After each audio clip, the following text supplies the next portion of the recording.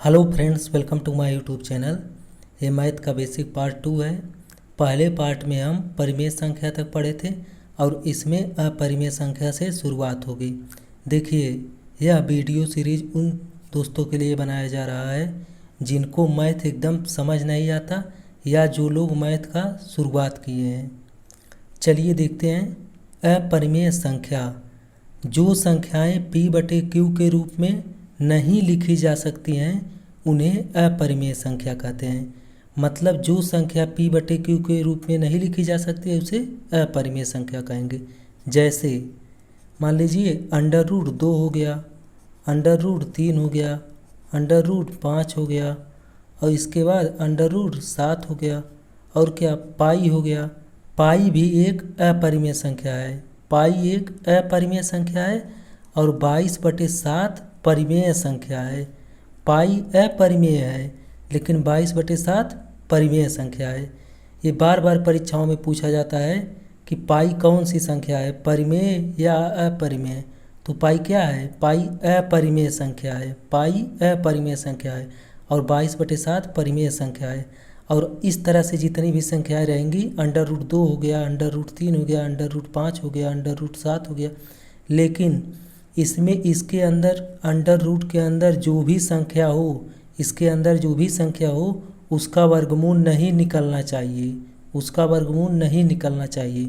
अगर मान लीजिए यहाँ पर 16 आ गया तो 16 का वर्गमूल निकल जाएगा। 16 का वर्गमूल क्या होगा? 4 हो जाएगा। तो 4 क्या होगा? परिमेय संख्या होगा। मतलब जो भी संख्या √ में रहे अगर उसका वर्गमूल निकल जाएगा तो वो परिमेय संख्या होगी।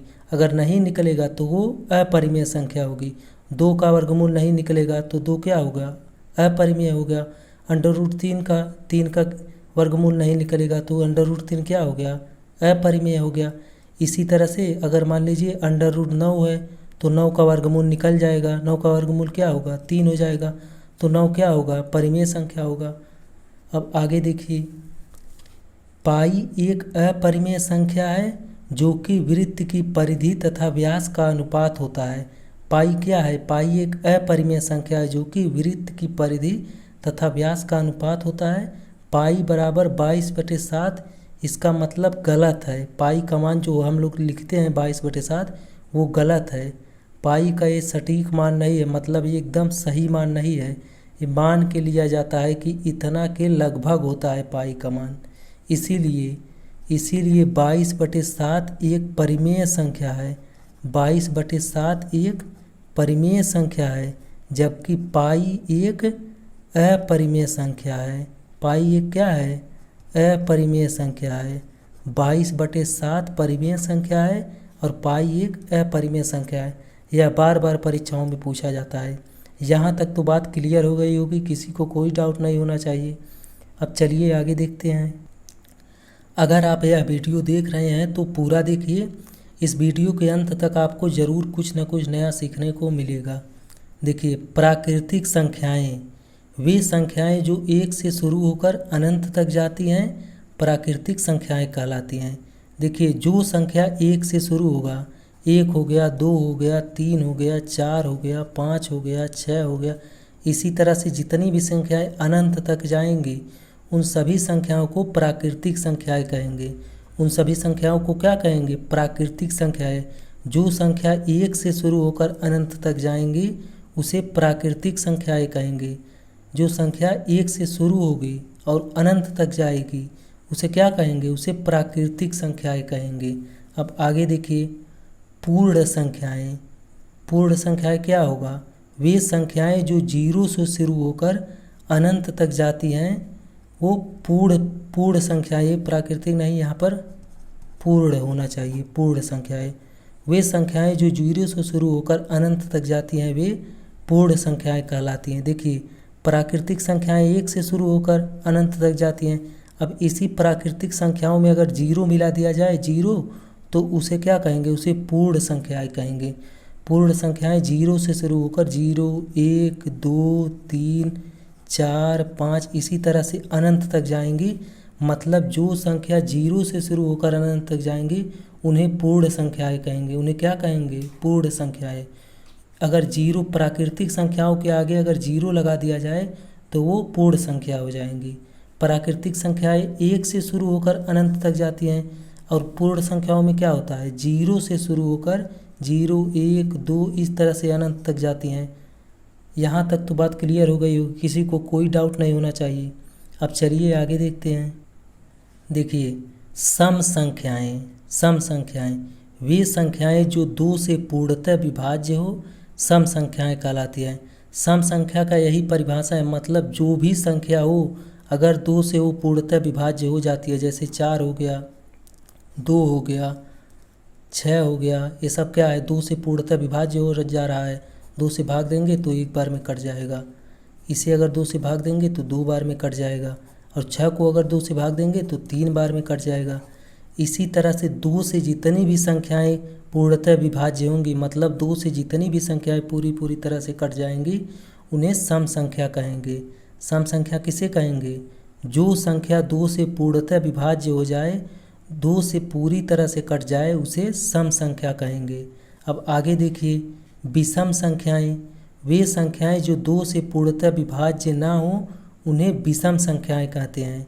मतलब जो संख्या 2 से ना कटे और सभी से कटे, लेकिन 2 से नहीं कटना चाहिए, 2 या 2 के गुणांक। अब अगर आप यहाँ पर समझ लिए 2 से नहीं कटना चाहिए, और किसी से 2 से सिर्फ नहीं, अगर मान लीजिए 4 है तो 4 से भी नहीं, इसमें भी 2 का गुणांक है, और 6 हो गया तो 6 से भी नहीं कटना चाहिए, 8 हो गया 8 से भी नहीं कटना चाहिए, इसमें भी 2 का गुणांक है। मतलब जिसमें 2 का गुणांक हो उससे वो संख्या ना कटे, उसे विषम संख्या कहते हैं। जैसे 3 हो गया, 3 क्या है, 3 नहीं कटेगा। 1 हो गया, 1 भी 2 से नहीं कटेगा, 2 से भी नहीं कटेगा, 2 के गुणांक से भी नहीं कटेगा। कितने भी 2 का गुणांक ले ले, 2 ले ले, 4 ले ले, 6 ले ले, 8, 10, इसी तरह से कोई भी संख्या ले ले, किसी संख्या से 1 नहीं कटेगा। इसी तरह से 3 भी 2 से भी नहीं कटेगा, 4 से भी नहीं कटेगा, 6 से भी नहीं कटेगा। इसी तरह से 5, इसी तरह से 7, इसी तरह से 9, इस तरह से जितनी भी संख्याएं अनंत तक जाएंगी उसे क्या कहेंगे, विषम संख्या कहेंगे। जो संख्या 2 से पूर्णतः विभाज्य ना हो उसे विषम संख्या कहेंगे, और जो संख्या 2 से पूर्णतः विभाज्य हो जाए उसे सम संख्या कहेंगे। यहाँ तक किसी को कोई डाउट नहीं होना चाहिए। अब चलिए आगे देखते हैं। भाज्य संख्याएं वे संख्याएं जो एक तथा स्वयं के अलावा किसी अन्य संख्या से पूर्णतः विभाजित हो, मतलब पूर्णतः विभाजित हो, भाज्य संख्या कहलाती हैं। भाज्य संख्या को यौगिक संख्या भी कहते हैं। भाज्य संख्या को ही यौगिक संख्या भी कहते हैं। जो धन संख्याएं एक और स्वयं के अलावा किसी अन्य संख्या से, मान लीजिए यहाँ पर 3 हो गया, तो 3 क्या है, 1 से और स्वयं से ही विभाज्य हो रहा है, तो 3 क्या हो जाएगा, अभाज्य हो जाएगा एक प्रकार से। और यहाँ पर 4 ले लीजिए, 4 क्या है, 4 1 से भी कटेगा, 4 2 से भी कटेगा, और 4 4 से भी कटेगा, तो 4 को क्या कहेंगे, भाज्य संख्या। मतलब भाज्य संख्या 3 कुल मिलाकर 3 संख्याओं से कटना चाहिए। एक तो स्वयं से कटना चाहिए, एक तो 1 से कटना चाहिए, और एक किसी अन्य संख्या से कटना चाहिए। मतलब 1 तथा स्वयं के अलावा किसी अन्य संख्या से पूर्णतः विभाजित हो तो उसे भाज्य संख्या कहते हैं। भाज्य संख्या को ही यौगिक संख्या कहते हैं। भाज्य संख्या को ही क्या कहेंगे, यौगिक संख्या भी कहते हैं। अब कोई एग्जाम में यह क्वेश्चन पूछ ले कि सबसे छोटी यौगिक संख्या कौन सी है, तो सबसे छोटी यौगिक संख्या कौन सी होगी। इसमें सम विषम का कोई मतलब नहीं होता। इसमें सबसे छोटी यौगिक संख्या की शुरुआत 4 से होता है। 4 ही वह सबसे छोटा से छोटा भाज्य संख्या है जो स्वयं और 1 और किसी अन्य संख्या से कट रहा है। सबसे छोटा यौगिक संख्या क्या है, 4 है। इसी तरह से अगर 6 हो गया तो 6 क्या है, 1 से भी कट रहा है। 6 क्या है, 2 से भी कट रहा है। 6 3 से भी कट रहा है, और 6 6 से भी कट रहा है। दूसरा यौगिक संख्या क्या होगा, 6 होगा। इसी तरह से यह बढ़ता चला जाएगा।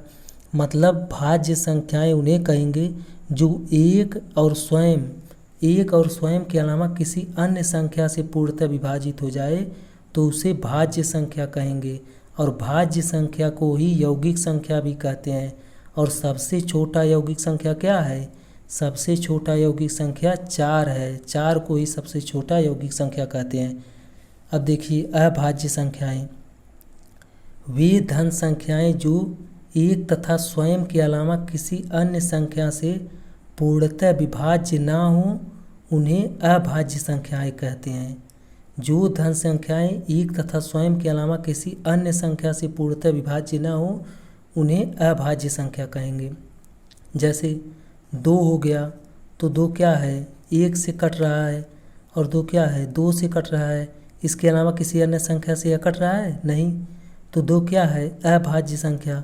अब 3 हो गया तो 3 क्या है, 3 1 से कट रहा है, और 3 से कट रहा है, तो 3 क्या है, 2 ही संख्या से कट रहा है। इसके अलावा किसी अन्य संख्या से कट रहा है नहीं, तो 3 क्या है, अभाज्य संख्या।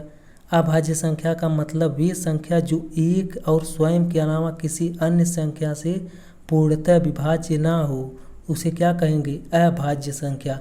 और सबसे छोटी अभाज्य संख्या जो है वो सम है। सबसे छोटी अभाज्य संख्या क्या है, सम है। सबसे छोटी अभाज्य संख्या 2 है। 2 सबसे छोटी अभाज्य संख्या है।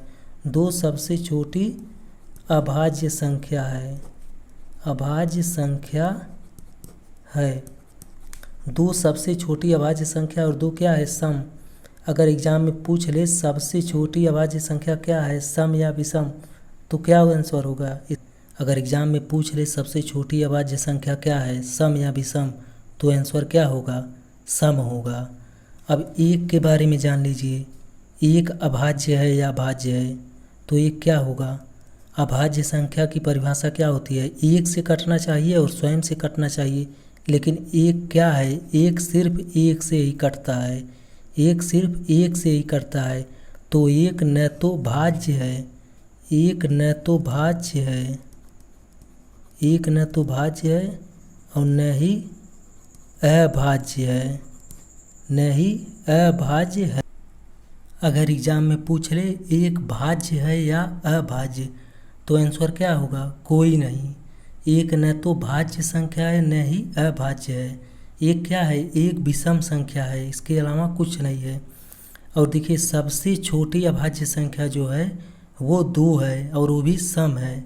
सबसे छोटी अभाज्य संख्या सम है। यहाँ तक किसी को कोई डाउट नहीं होना चाहिए। अब चलिए आगे बढ़ते हैं। अगर आपने वीडियो को अभी तक लाइक नहीं किया है तो लाइक कर दीजिए। सह अभाज्य संख्याएं, संख्याओं के ऐसे जोड़े जिनमें एक के अतिरिक्त कोई अन्य गुणनफल उभयनिष्ठ न हो उन्हें सह अभाज्य संख्याएं कहती हैं।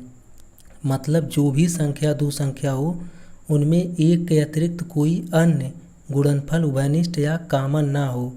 देखिए अगर मान लीजिए 3 हो गया, 5 हो गया, तो 3 को किस तरह से लिखेंगे, 3 गुणे 1, और 5 को कैसे लिखेंगे, 5 गुणे 1।